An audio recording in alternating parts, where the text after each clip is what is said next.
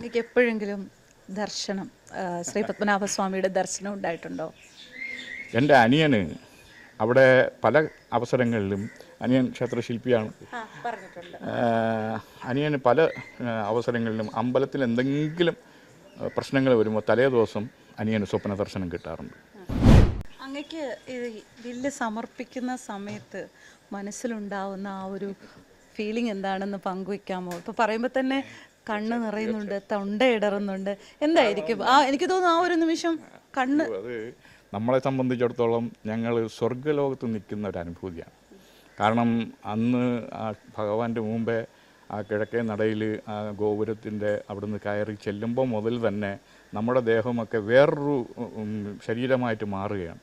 വേറൊരു ലോകത്ത് ഇങ്ങനെ ലയിച്ചു പോകുന്ന ഒരു അവസ്ഥയാണ്. എല്ലാവരും ഓരോരുത്തരുടെ കയ്യിലും ഓരോ വില്ലുകളുണ്ടായിരിക്കും. ഈ വില്ലുകൾ കൊണ്ട് വളരെ പതുക്കെ, അതായത് ഞങ്ങൾ കൊണ്ടുപോകുന്ന വില്ലുകൾ പ്രതീക്ഷിച്ച് ഭഗവാൻ അവിടെ ശയിക്കുകയാണ്.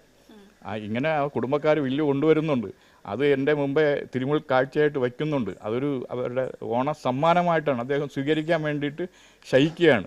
അപ്പോൾ ഞങ്ങളെ സംബന്ധിച്ചിടത്തോളം ഞങ്ങളവിടെ കൊണ്ടു ചെല്ലുമ്പോൾ തന്നെ 33 കോടി ഈശ്വരന്മാരുടെയും സാന്നിധ്യം ഞങ്ങൾക്ക് അവിടെ അനുഭവിക്കാറുണ്ട്. കാരണം അവിടെ നിൽക്കുന്ന ജനങ്ങളെല്ലാവരും ഓരോരോ ദേവന്മാരായിട്ടാണ് ഞങ്ങൾ കണക്കാക്കുന്നത്.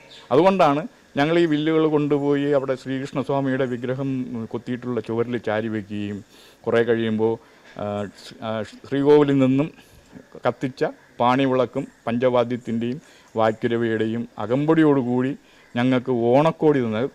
ശ്രദ്ധിക്കേണ്ടത്, ഒരു കുടുംബത്തിന് ഓണക്കോടി ഒരു ക്ഷേത്രത്തിൽ നിന്ന്, ഒരു മഹാക്ഷേത്രത്തിൽ നിന്ന് തരികയാണ്. ശ്രീ പത്മനാഭസ്വാമി ക്ഷേത്രത്തിൽ നിന്ന് ഞങ്ങൾക്കൊരു തുണ്ട് തുണിയായിരുന്നാൽ അതൊരു ഓണക്കോടിയായിട്ട് ഞങ്ങൾക്ക് കിട്ടുകയാണ്. 12 വില്ലിനും ഓരോ കോടി, ഞങ്ങൾക്കെല്ലാം ഓരോരുത്തർക്കും ഓരോ കോടിയായിട്ട് തരുന്നുണ്ട്, ഓണക്കോടി. അത് വാങ്ങിയിട്ട് അതുപോലെ പ്രസാദം തരുന്നുണ്ട്. ഈ പ്രസാദം ധരിച്ച് ഈ ഓണക്കോടികളെല്ലാം അവിടെ ഈ കൊടിമരത്തിൻ്റെ ചുവട്ടിലായിട്ട് അവിടെ ഒരു ശില്പമുണ്ട്. അത് മൂത്താചാര്യയുടെ ശില്പമാണ്. അതായത് ശീവേലിപുര ചെയ്ത അനന്തപത്മനാഭൻ മൂത്താചാര്യ, വൈരമുത്തു ആചാര്യ എന്നാണ് പേര്. പക്ഷേ അനന്തപത്മനാഭൻ എന്ന് പറയുന്നത് സ്ഥാനപ്പേരാണ്.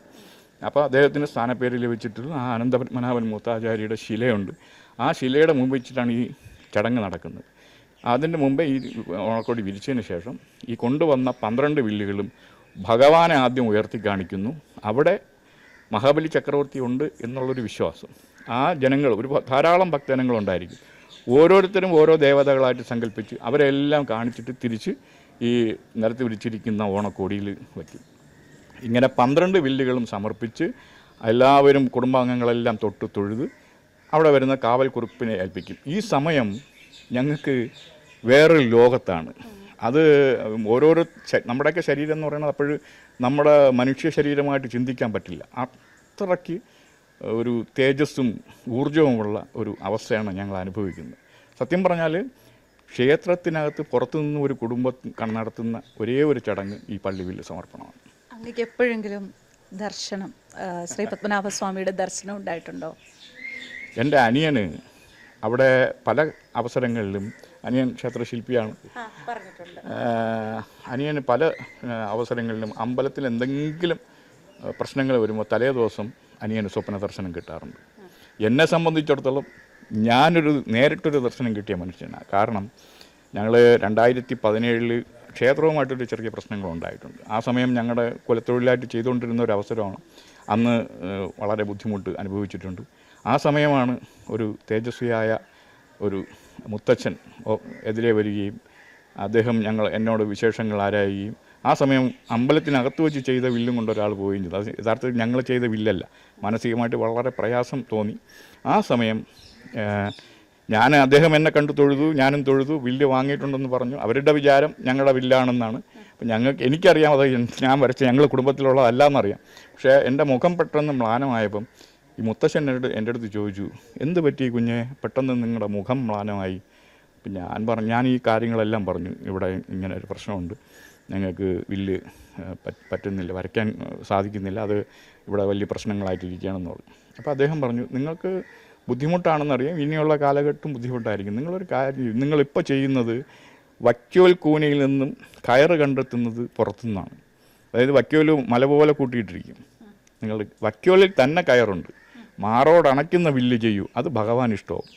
എനിക്കിതിൻ്റെ അർത്ഥം മനസ്സിലായി. ഞാൻ പടിഞ്ഞാറേ നടയിൽ അദ്ദേഹം പോയ വഴിയിൽ നിന്ന് കുറച്ച് നേരം നോക്കി നിന്നിട്ട് അവിടെ എല്ലാം പോയി ഞാനത് നോക്കി, അദ്ദേഹത്തിന് ആരാഞ്ഞു. അദ്ദേഹത്തിന് കാണാൻ പറ്റില്ല. അതായത് ഒരു 2-3 മിനിറ്റിനെ ആവുള്ളൂ, പക്ഷേ അപ്രത്യക്ഷമായി. ഞാനിത് വീട്ടിലൊന്ന് അനിയന്മാരായിട്ട് സംസാരിച്ചപ്പോൾ അതുവരെ ഞങ്ങൾ ഈ വേറെ വില്ലുകളെക്കുറിച്ച് ചിന്തിച്ചിട്ടില്ല. കാര്യം ഞങ്ങൾ കുടുംബത്തിൽ സമർപ്പിക്കുന്ന വില്ലുകൾ മാത്രമാണ്. ധാരാളം ഭക്തജനങ്ങൾ ആ സമയത്ത് വന്ന് ചോദിക്കാറുണ്ട്, അത് മാത്രമേ ചെയ്തുകൊണ്ടിരുന്നുള്ളൂ. പക്ഷേ ഉപജീവന മാർഗത്തിന് വേണ്ടിയിട്ട് ഭഗവാൻ കാണിച്ചു തന്ന ഒരു മാർഗ്ഗമാണ് എന്നുള്ളത് പിന്നീടാണ് ഞങ്ങൾക്കത് മനസ്സിലായത്.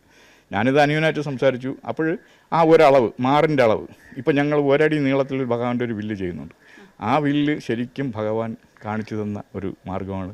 ഞാൻ അങ്ങനെ ഭഗവാനെ മറ്റൊരു രൂപത്തിൽ ദർശിച്ച ഒരു ആളാണ്.